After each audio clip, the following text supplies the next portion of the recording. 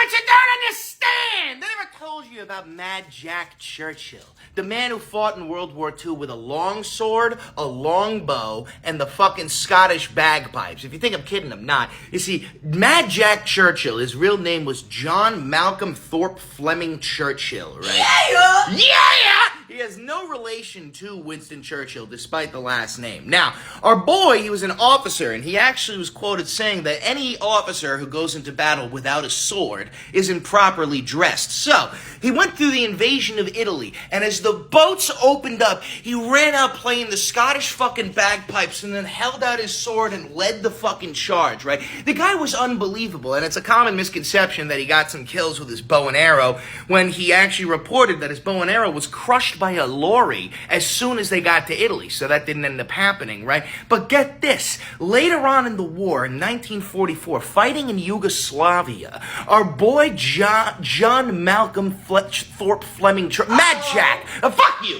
Our boy Mad Jack was tasked with gathering a motley crew of about 1,500 partisans, right? Because they're going to go attack this German position. So, him and this motley crew, they attack the German position, they're doing great work, and they decide to end the attack for the night and try again in the morning. Well, the next morning, the Germans flank their position and start shelling them with mortars, right? And at one point, our boy Mad Jack, he's playing the mortar, he's playing the bagpipe, he's with a bunch of guys. Mortar shell comes down and kills everybody around Jack except for him. Jack ends up getting captured by the Germans. He's thrown into Schackhausen concentration camp, right?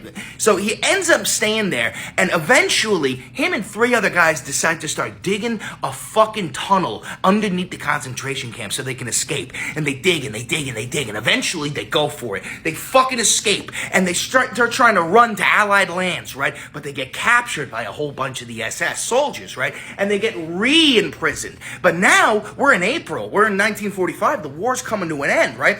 So as the war finally comes to an end, all of the SS guards just abandon the position. They leave Jack, they leave everybody, and these fucking guys, they escape.